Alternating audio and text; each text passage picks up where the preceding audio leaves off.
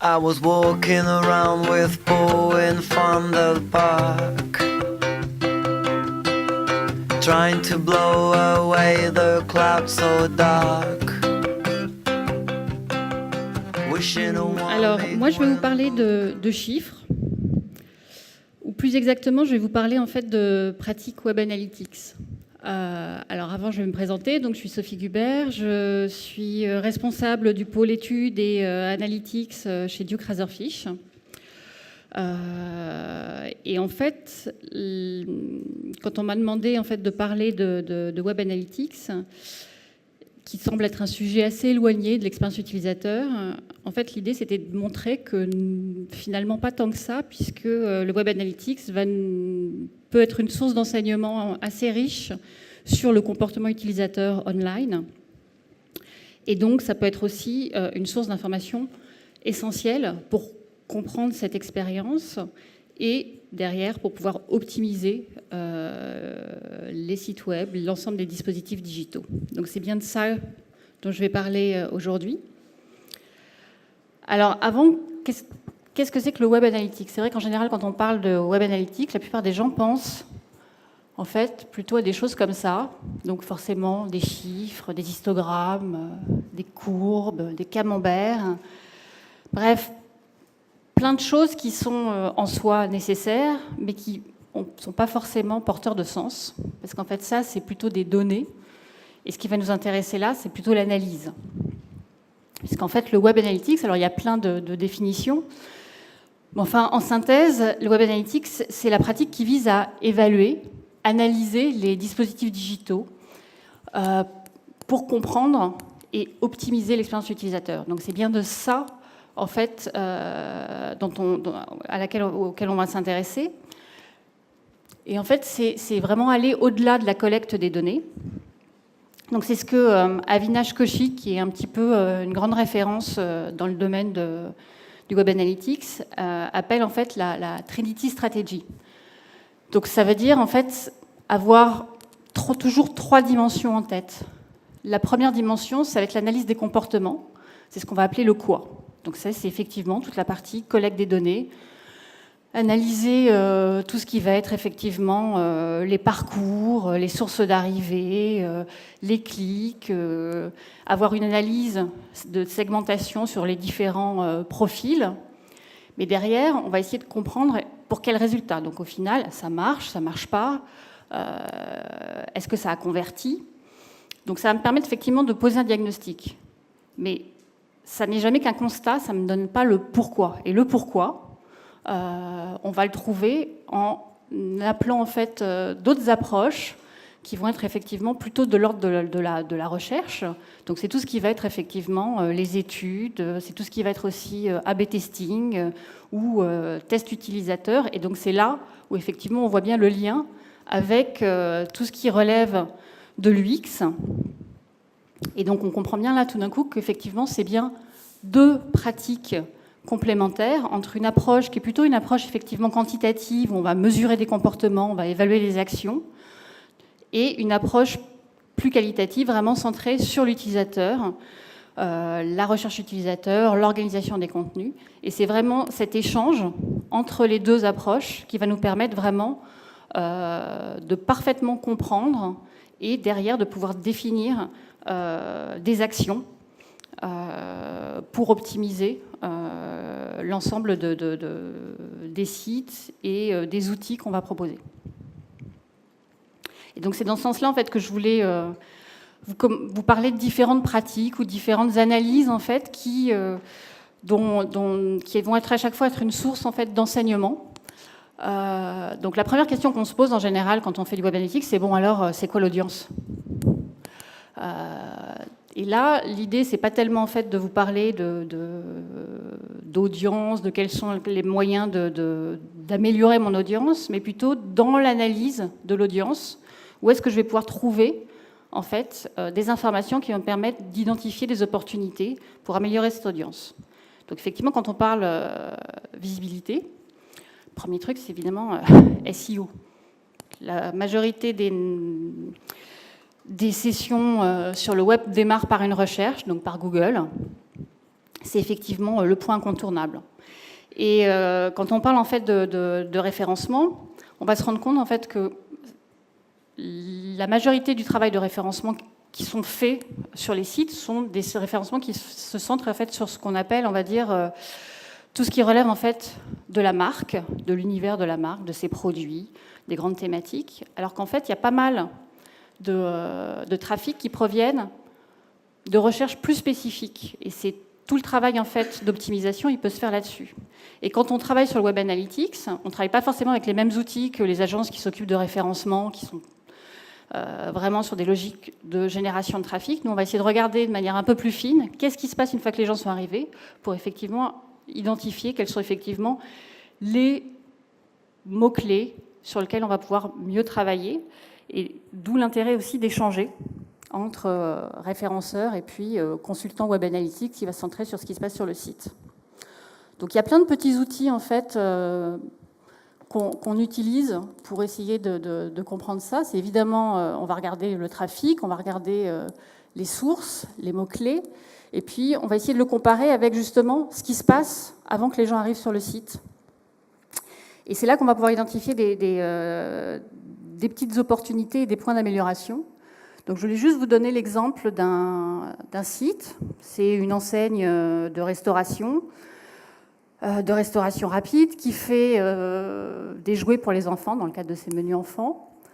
Je ne citerai pas de nom, mais évidemment, vous pouvez imaginer, il n'y a pas beaucoup de choix. Et en fait, quand on regardait les sources de trafic, c'est clair qu'effectivement, les moteurs étaient une source de trafic essentielle. Mais en fait, la majorité des mots-clés qui nous généraient du trafic, c'était les mots-clés de notoriété. Donc tout ce qui était relatif à la marque, ses produits, ou des mots génériques, mais très très proche en fait de l'univers d'activité de cette entreprise. Et on avait très peu de trafic sur des mots-clés plus spécifiques. Or en fait, sur cette activité en fait, de menu enfant et de jouets, il y a eu tout un développement d'une nouvelle offre avec, sur le site de l'entreprise, toute une section qui est devenue en fait la section numéro 1, qui était la plus consultée, avec des jeux en ligne, d'être vraiment le prolongement en ligne de la promesse ludique qui était proposée en restaurant. Et le problème, en fait, c'est que sur cette section, on n'a pas du tout travaillé en fait, le référencement. Quand on regardait l'ensemble des mots-clés qui nous généraient, qui correspondaient en fait aux jeux qui étaient proposés, on avait très très peu de visites, alors qu'en fait c'était des volumes de visites absolument énormes sur Google. Donc là, typiquement, il y avait un vrai travail de référencement à faire, d'autant plus que ces mots-clés étaient évidemment liés à des saisonnalités, des sorties de films, des événements, d'où tout le travail en fait était aussi d'anticiper pour travailler en fait en amont, pour vraiment capitaliser sur ces événements. L'autre question qu'on se pose en fait quand on regarde l'audience, c'est est-ce que mon site attire un trafic vraiment pertinent ? Je vous ai parlé des moteurs de recherche. Un gros travail qui est fait, c'est en général pour essayer d'attirer du trafic à travers ce qui va être mots-clés payants. Et puis tout ce qui va être campagne et campagne de display. Mais la question ensuite, c'est de se dire, mais est-ce que tout ça, ça me génère vraiment un trafic pertinent ? D'où l'intérêt de vraiment analyser finement les sources pour voir effectivement qui sont les gens qui viennent sur le site. Comment est-ce qu'ils sont arrivés sur le site pour déjà avoir effectivement une première indication sur leur profil, leur motivation. Donc là, je vais prendre le cas en fait d'un site qui est en fait une enseigne de distribution de lingerie. Je ne vous montrerai pas d'image de lingerie, hein, on va juste rester sur les chiffres.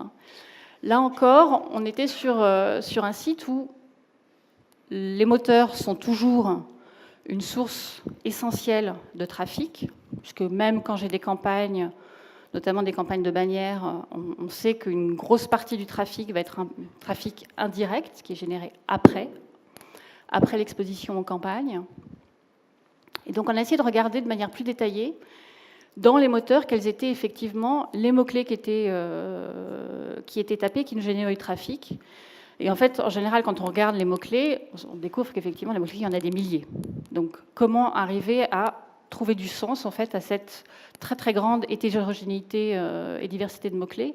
On va essayer effectivement de les regrouper en catégories. Et on a essayé d'analyser donc ces différentes catégories en essayant d'évaluer effectivement les volumes. Et puis l'autre source qu'on a essayé d'analyser, c'était effectivement l'ensemble des sites référents, qu'on a là aussi regroupés en catégories. Et en fait, à partir de là, on a découvert qu'effectivement, 30% des visiteurs connaissaient l'enseigne. C'est les gens qui arrivent par accès direct ou qui tapent directement le nom de l'enseigne dans Google, voire même carrément l'URL. Et puis, on en avait 35% qui arrivaient via des recherches relatives aux produits ou aux marques qui étaient distribuées. Donc, clairement, en fait, des gens qui sont totalement une audience pertinente, des gens qui soit connaissent l'enseigne, soit recherchent précisément, effectivement. Donc, dans ce cas-là, on pouvait se dire que le problème qu'on avait sur le site, qui était un problème, en l'occurrence, de transformation, ne venait pas d'un problème d'audience. On avait plutôt la bonne audience. Donc, il y avait une bonne adéquation, en fait, du profil des visiteurs par rapport à l'offre qui était proposée. Autre moyen aussi de mieux comprendre la nature et le profil des visiteurs, c'est effectivement d'analyser le moteur de recherche interne. Donc là encore, une analyse de mots-clés. Et une analyse de mots-clés qui va nous permettre effectivement de mieux comprendre quelles sont les différentes attentes. Alors en général, ce qu'on regarde en premier, c'est de se dire, bon, déjà, est-ce que mon moteur fonctionne? Donc là, évidemment, on va regarder le total des recherches, les ressorties après la recherche. Est-ce que les gens ont cherché quelque chose, ont eu des pages de résultats, mais sont repartis du site immédiatement après? Ou alors est-ce qu'ils sont effectivement allés sur des pages de contenu, des pages produits, par exemple? Et on va regarder aussi le taux de résultat, le taux de résultat nul, très important. Parce qu'effectivement, si une grosse partie des requêtes correspondent à des requêtes sur lesquelles il y a 0 résultat, c'est qu'il y a un problème. Soit c'est qu'effectivement il y a une mauvaise compréhension de l'offre, soit c'est qu'il y a un problème effectivement d'indexation des contenus. Et en fait, l'analyse de ces différents mots-clés sont une assez bonne indication. En fait, c'est aussi sur le degré de motivation des visiteurs. Typiquement, dans le cas du e-commerce, on se rend compte qu'entre des mots-clés très génériques et des mots-clés beaucoup plus spécifiques, correspondent en fait des profils d'utilisateurs qui n'en sont pas au même niveau dans leur processus de réflexion d'achat. Ils ne sont pas au même niveau, on va dire, dans le cycle d'achat. Et ça, en fait, c'est typiquement une analyse qu'on a fait dans le cadre, là aussi, d'un site pour une marque de prêt-à-porter, où en fait, on a regroupé les différents mots-clés en 2 catégories. Des catégories de mots-clés génériques, sur des grandes catégories, et puis des mots-clés qui correspondent en fait vraiment à des produits bien précis, des noms de produits. Évidemment, on s'est rendu compte que ceux qui recherchaient des produits spécifiques avaient derrière des taux de conversion bien plus élevés. C'est-à-dire vraiment, ils savaient précisément ce qu'ils cherchaient. Et alors le problème qu'on avait là, c'est qu'effectivement, sur ces mots-clés spécifiques, c'était là où on avait le plus grand nombre d'erreurs et de résultats nuls. Donc, la nécessité vraiment de corriger immédiatement en fait, le moteur de recherche pour réduire le taux d'erreur sur ces mots-clés. Ensuite, une fois qu'on a une bonne idée des différents profils, de la bonne adéquation de mon audience par rapport à mon offre, la question c'est de se dire, bon, maintenant, est-ce qu'effectivement mes pages d'arrivée captent l'attention de mes visiteurs? Est-ce que mes visiteurs, en fait, vraiment montrent un vrai intérêt sur ce que j'ai à leur raconter? Et un des premiers indicateurs qu'on utilise, évidemment, c'est le rebond. Alors, le rebond, c'est quoi? C'est le nombre, en fait, de visiteurs qui vont s'arrêter après la page d'arrivée. Ils arrivent sur le site, ils voient la page et ils repartent. Donc là encore, c'est ce qu'Avinash Kaushik exprime avec cette phrase que je trouve assez claire. Mais évidemment, le taux de rebond en soi ne veut pas dire grand-chose, puisqu'effectivement, mes visiteurs peuvent arriver sur différentes pages de mon site. Et sur certaines pages, on peut considérer même qu'un taux de rebond élevé n'est pas un problème. Une page d'information, par exemple, je cherche les horaires d'ouverture de magasins. J'ai fait une recherche dans Google. La page est référencée, j'arrive directement sur cette page, j'ai l'information, je repars. J'ai aucune raison, effectivement, de consulter une autre page, j'ai la réponse à ma question. Mais en fait, la majorité des gens, quand ils arrivent sur un site, ils arrivent plutôt sur des pages qui sont ce qu'on appelle des pages d'entrée, donc la page d'accueil, la page d'une catégorie. Et donc tout l'objectif de ces pages, c'est de les faire rentrer plus en profondeur dans le site. Donc on va regarder évidemment le détail des rebonds sur ces différentes pages. Et c'est là en fait qu'on va pouvoir identifier quelles sont les pages qui peuvent poser un problème. Autre critère sur lequel il va falloir analyser le taux de rebond, c'est les sources. Et c'est là qu'en fait on va pouvoir aussi identifier des problèmes sur effectivement certaines sources qui vont m'amener un trafic, qui vont naturellement rentrer sur le site, et d'autres qui vont rebondir immédiatement. Donc là, clairement, où j'ai une mauvaise adéquation de mon trafic par rapport en fait à l'offre que je propose. Une fois que j'ai réussi à corriger ces problèmes en fait de rebond, d'adéquation de l'offre, de réussir à capter l'intérêt et de faire rentrer mes visiteurs dans le site, la question c'est de se dire, bon, une fois qu'ils sont rentrés, mais qu'est-ce qu'ils font? C'est quoi les parcours? Et en fait, la question en fait, des parcours, c'est qu'en soi, il n'y a pas un parcours, il y en a plein. Et si on se met à regarder les parcours comme ça, bah, c'est typiquement regarder quelqu'un qui va arriver par là, il voit une page, il repart en arrière, il en voit une autre, il s'en va, puis j'en ai un qui va arriver par là, qui va consulter une autre page. Bref, à la fin, c'est comme regarder ça et se dire, alors qu'est-ce qui s'est passé? Bah, plein de choses. Donc en fait, la question des parcours, c'est plutôt de se dire, c'est quoi la question? Quels sont les objectifs? Donc, quels objectifs? Quels sont les comportements attendus? Et à partir de là, on va pouvoir dire, bon, non, alors quel parcours je vais regarder? Est-ce qu'effectivement, le parcours que j'attendais de mon utilisateur a été effectivement le parcours réalisé? Donc, ça peut être effectivement, est-ce que ma page d'accueil oriente bien mes visiteurs? Est-ce qu'effectivement, ils se répartissent bien entre mes différentes rubriques? Est-ce que mes visiteurs consultent beaucoup de pages, d'articles, de vidéos? Typiquement, c'est la question des sites de contenu, et en particulier des sites médias qui se financent sur la publicité. Ça va être aussi sur des questions bien précises. Est-ce que, dans le cas, par exemple, d'un constructeur automobile, est-ce que mon configurateur de voiture est bien consulté et utilisé jusqu'au bout? Est-ce qu'effectivement, les gens font le processus jusqu'au bout? Et donc, c'est une fois qu'on s'est posé toutes ces questions qu'on va du coup regarder précisément dans les outils ce qu'il en est. Donc, si je prends l'exemple effectivement d'un site de e-commerce, là c'est simple, effectivement, l'objectif c'est la vente. Donc, en général, ce qu'on va regarder, c'est quoi le taux de conversion. Donc, on va regarder le taux de conversion, et une fois qu'on a regardé ce taux de conversion, on va se dire, bon ben, est-ce que du coup les gens qui ont mis un produit au panier, est-ce qu'effectivement, ils vont jusqu'au bout du processus? Donc, on va regarder effectivement cette question du processus, c'est effectivement le tunnel d'achat. Donc, est-ce que mon tunnel d'achat fonctionne? Est-ce qu'il est efficace? Donc, on va évidemment regarder, là, typiquement, c'est l'entonnoir de conversion entre le panier jusqu'au paiement. Mais en général, quand on regarde ça, c'est que l'issue de la visite. Avant, il s'est passé plein de choses. Et c'est souvent en fait en amont qu'on va trouver en fait les meilleurs gains, les meilleurs points d'optimisation. Puisqu'avant de mettre au panier, encore faut-il que j'ai vu des produits et vu plusieurs produits avant de pouvoir en choisir un. Et encore faut-il que j'ai eu envie de mettre au panier. Et donc ça, typiquement, toujours sur mon site de e-commerce, ce qu'on va plutôt regarder, ça va être effectivement combien entre ceux qui sont arrivés sur le site, combien ont finalement mis au panier, et puis ensuite on pourra regarder de ceux qui ont mis au panier, combien ont effectivement sont allés effectivement jusqu'à la partie de validation de commande. Et en fait, on se rend compte que un des points d'optimisation qu'on retrouve souvent dans les sites de e-commerce, c'est la partie en fait consultation du catalogue. C'est que très souvent, les gens vont consulter un ou deux produits, puis ils vont partir. Or, c'est bien un des points d'optimisation. Et autre point d'optimisation, ça va être effectivement la mise au panier. Est-ce que ma page produit donne suffisamment d'informations? Est-ce qu'elle donne suffisamment envie?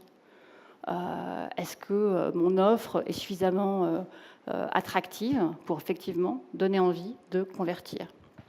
Et donc c'est vraiment sur ces points-là qu'on va pouvoir travailler l'optimisation de la conversion. Mais la question évidemment, c'est que tout ce que j'ai raconté jusqu'à présent, là on parle de généralité, d'une moyenne. Or, tous les visiteurs n'ont absolument pas les mêmes centres d'intérêt. Donc, évidemment, l'idée, c'est d'essayer de regarder mes différentes catégories de visiteurs, donc de segmenter. Et en général, on découvre qu'effectivement, derrière une moyenne, on peut avoir une grande diversité de résultats. Donc, typiquement, si je reprends toujours mon site de e-commerce, j'ai un certain nombre de visiteurs qui correspondent en fait avec des visites de notoriété. Donc, c'est a priori des gens qui connaissent mon site. Et puis, on a essayé de comparer effectivement le comportement de ces visites par rapport aux autres. Et en fait, on s'est rendu compte que déjà, les visiteurs qui connaissent ma marque, déjà, en fait, ils repartaient beaucoup moins. Ils connaissent l'offre, ils rentrent facilement dans le site. Et puis, ils consultent beaucoup plus de contenu. C'est ce qui correspond en fait à l'indice d'engagement. Ça, c'est quand on donne en fait une valeur aux différentes pages, aux différentes actions sur le site, qui me permet ensuite de construire en fait un indicateur et de pouvoir évaluer la valeur moyenne des visites. Donc, ils consultent beaucoup plus de contenu et derrière, effectivement, ils vont beaucoup plus convertir. Donc là, typiquement, on est sur un site qui a un vrai problème pour recruter des nouveaux clients. C'est-à-dire qu'effectivement, là, ceux qui connaissent ma marque, qui a priori sont peut-être même déjà clients, ceux-là, ils n'ont aucun problème. Ils savent ce qu'ils cherchent, ils trouvent. Par contre, ceux qui ne connaissent pas, là, n'arrivent pas effectivement à bien identifier quelle est l'offre, à trouver en fait les contenus qui correspondent en fait à leurs besoins. Donc un vrai travail en fait d'explicitation de l'offre à réaliser. Autre exemple en fait d'analyse, ça va être typiquement d'analyser le comportement sur les pages. On a identifié à travers l'analyse de l'arrivée, à travers l'analyse des parcours, les pages qu'on va considérer comme étant des pages clés ou des pages qui posent problème. Donc vraiment les points de friction majeurs. Et en fait, contrairement à ce qu'on a pu voir dans l'analyse des parcours ou des tunnels, les utilisateurs n'abandonnent pas entre deux pages. C'est bien sur une page qu'ils abandonnent. Donc il y a différents outils en fait, qui permettent d'analyser le comportement en détail sur une page. Et c'est là qu'on va retrouver un petit peu ces fameuses zones de chaleur qui ont été évoquées avec l'eye tracking. Alors là, il ne s'agit pas d'eye tracking. Il y a pas mal d'outils en fait, qui permettent aujourd'hui d'analyser le comportement, le mouvement de souris, les clics, le scroll, les saisies dans les formulaires, qui vont donc nous permettre de mieux comprendre en fait quels sont effectivement les vrais points d'achoppement sur une page. Donc typiquement, un exemple sur un formulaire. Donc une première version sur laquelle on avait des liens en haut à gauche qui perturbaient énormément en fait les utilisateurs. Donc tous les petits points rouges qu'on voit, c'est toutes les zones en fait de clic ou d'interaction. Une image en haut qui est totalement redondante et sur laquelle en fait les gens cliquaient en pensant que c'était un lien. Et en fait, avec un formulaire qui est sous la ligne de flottaison et avec 50% en fait des visiteurs sur cette page en fait qui ne scrollaient pas, ne voyaient même pas le formulaire. Donc, à partir en fait de l'analyse de tous ces points de cette page, de tous ces différents points de clic, on a identifié des axes d'optimisation qui vont être effectivement d'enlever l'image, d'enlever les liens en haut à gauche, de simplifier le formulaire et de le remonter. Et dernier point, c'était aussi sur le bouton de validation qui est devenu un vrai bouton de validation extrêmement visible. Sur toutes ces optimisations, on a eu effectivement 50% de conversion en plus. Donc ça, c'est typiquement un exemple d'analyse qui permet vraiment derrière de pouvoir optimiser très très vite en fait une page. Autre pratique, tout à l'heure je parlais du quoi et du pourquoi, typiquement effectivement, souvent l'analyse Web Analytics nous permet effectivement de faire des constats. Mais on peut émettre des hypothèses sur le pourquoi, mais pour valider ces hypothèses, autant poser la question aux visiteurs et donc les interroger. Donc ça, c'est toute la question des études en ligne. Alors les études en ligne, on a tous été exposés aux études avec effectivement des invitations en fait, à répondre à des questionnaires sur des sites. La plupart des sites de grandes marques font régulièrement en fait, des études sorties de sites. Mais en fait, il y a plein d'outils aussi en ligne qui permettent de monter des questionnaires très très vite. Donc là, j'en ai mis quelques-uns, il y en a évidemment plein d'autres. Moi, j'ai une petite préférence pour ForQ, qui est un outil gratuit. Puis ensuite, évidemment, tous ces outils en fait, sont ou gratuits ou ne coûtent que quelques poignées de dollars, parce qu'en général, c'est des outils américains, mais qui permettent derrière de construire des questionnaires très très rapidement et de pouvoir suivre les réponses avec des tableaux de bord en ligne et derrière d'avoir en fait des outils de traitement qui permettent déjà de traiter très rapidement en fait les résultats. Donc vraiment, ça fait partie des choses qu'on utilise de plus en plus fréquemment et de façon plus en plus systématique associée à toute la partie analyse comportementale. Et puis enfin, une fois qu'on a fait tout ce travail d'analyse des comportements, d'études pour recueillir en fait l'avis des consommateurs, on va définir des scénarios d'optimisation. Mais le plus simple, c'est aussi de tester, plutôt que mettre directement en ligne, ça va être de tester effectivement ces scénarios, puisque souvent en fait, c'est souvent dans les détails que tout se joue. Donc typiquement, un exemple de ce qu'on appelle donc les tests AB. Donc ça, c'est le détail qui change tout. Donc entre ces deux versions de page, on a l'impression que rien n'a changé. En fait, ce qui a changé, c'est le texte. Et on en revient justement à cette histoire du quoi ou du comment versus le pourquoi. Là, effectivement, on avait une première version qui parlait effectivement du quoi. Donc les entreprises se développent beaucoup plus vite en ligne. Et plutôt le pourquoi qui était effectivement créer votre page web pour votre business. Donc ça, on est tout de suite vraiment dans... Voilà ce qu'on vous propose. C'est beaucoup plus explicite. Et donc, effectivement, entre ces deux versions, on a plus 90% de conversion. Donc, clairement, une différence qui est vraiment énorme pour une seule phrase de texte qui a changé. Ensuite, on peut aller évidemment beaucoup plus loin dans les tests, puisqu'effectivement,